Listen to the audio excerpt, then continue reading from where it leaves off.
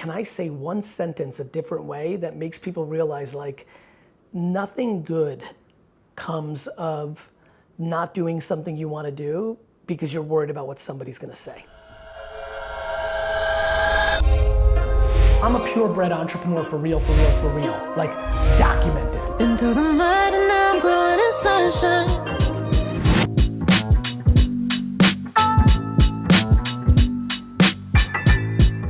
My name's Anthony, here as part of the Team Dream, the NFT I got. I get to spend a week at the office here with Team GaryVee and Gary himself. I get to kind of shadow different members on Team GaryVee, sit on meetings, and kind of see the behind the scenes of what goes on for the footage that we get to consume. So that's pretty fun.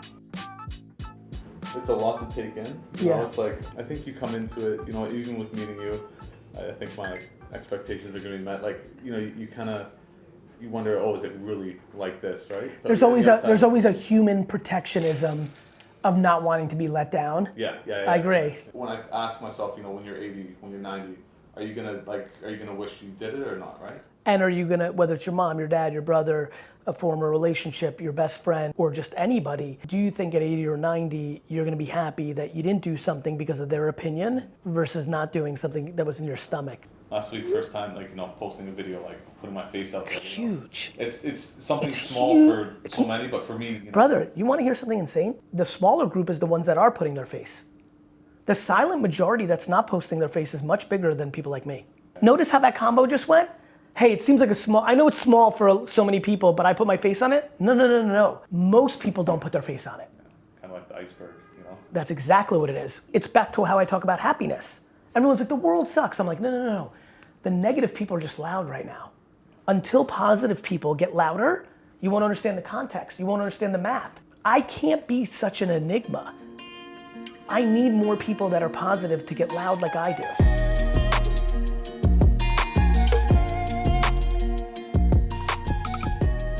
Hello everyone, this is Anthony and you're listening to the Disruptic podcast. Today we have our first guest and he's no other than GaryVee himself. How are you doing today, Gary? I'm well, brother. I'm pretty excited to be on episode 1. The whole mission of VeeFriends is kind of to amplify your voice, to scale GaryVee. And not just GaryVee, like, you know, like I'm passionate about certain positive attributes, but just to amplify good at scale. Would you still have gone ahead and launched VeeFriends without the NFT, without that technology? Like, did the timing line up, or because I feel like you're at that pinnacle where? The answer is probably, right? To your point, I'd already had the meetings of launching a toy business. I feel like I have a long way to go on the GaryVee of it all, and I could, but that doesn't change the fact that my voice doesn't resonate for a lot of people. I'm empathetic to that, and to your point, yes, I feel like the timing was great, but the technology and kind of what was happening in the space really spoke to it.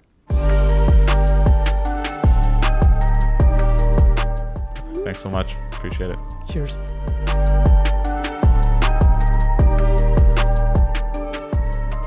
What's up, Gary? How are you? It's great to see you, my friend. Everybody, welcome to the first episode of the Marketing Seeds of Success, where we plant seeds for business growth. I'm honored to introduce our guest for this show, none other than the legendary Gary Vaynerchuk. Aiden, it's great to be with you, my friend. Is word of mouth alone by itself a reliable way to grow a business, especially, again, for a local contractor like a landscaper? Yes. Like, you know, obviously I'd prefer that person to spend, you know, what they can afford on social media because I think, or Google, because I think social will help them grow. You know, I'm not gonna sit here and say you have to run marketing. There's too many people watching right now who've only built their business on word of mouth. Word of mouth is powerful. My big point about that is like, why wouldn't you wanna double your business if you could afford it and it didn't create anything negative for you like work-life balance? Like why would, you know, like, it's kind of like that Facebook movie, right? Like, you know what's better than a billion kind of thing? Like that whole thing. It's like, yes, you can build a $3 million a year landscaping business with just word of mouth because you have a big enough, wealthy enough area where you're the guy, you're the gal for the last decade. My question is, like, why wouldn't you want it to be 5.3 million because you were good at Facebook and Google? And not or, right? Correct. I kind of see it as an amplification of word of mouth in a lot of ways, especially with social. Of course it is. It goes back to one's ambition. Let me thank you, Gary, for coming on here. Thanks for having me, brother. My next meeting's here, so I'm gonna run. I love you, Aiden. I wish you well. See you later. See ya. Everybody. Gary, what's going on, man? How are you? Life is good, brother. Thank you for asking. It's been a long time, and it's good to see you here. It's great to see you.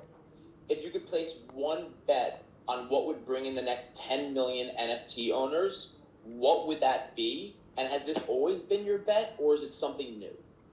A significant organization at scale makes a real play for the technology. The NFL converts all of its tickets to NFTs versus QR codes. Carnival Cruise, the way you get on is an NFT now, not an email confirmation. Mass integration for normalization. If you asked me this about QR codes, which is a great technology, I would have not predicted there'll be a global pandemic that will shut down the earth for a couple years.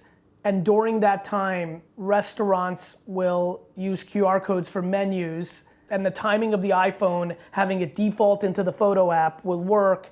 And then, like, you know what I mean? Like, so it's not gonna be any of the things I just said. It's gonna be something left field, but I think it's gonna be like that, like something that's at scale. People say, is Gary actually what he's like? You know, Gary is what he's like, and he's 10 times more.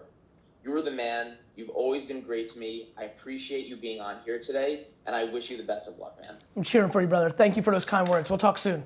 Thank you, team. All right, peace. Peace. Welcome to another episode of Sports Cards Live with your host, Jeremy Lee. Tonight's guest needs no introduction, so let's bring him right out. Gary Vaynerchuk, welcome to Sports Cards Live. How are you doing, pal? I'm well, brother. How are you? I'm good. Gary, it only took me about 2.5 years to get you on the show. Welcome. Thank you for making the time. I got to do something somewhat ceremonial right off the bat. I got to grab that, take that off my wall. That's been up there for 2.5 years, I'm Gary. pumped. I'm very flattered, my friend. Thank you. Thank you for coming on. So listen, we don't have a ton of time. I'm going to jump right in. And I want to get your thoughts on the trajectory that the hobby has been through since 2019, the National in 2019, where I first met you, through the pandemic to today. What are your thoughts? You know, I think it's an industry that got much broader awareness, much like many industries, sneakers, NFTs, cards, anything, social media, like markets.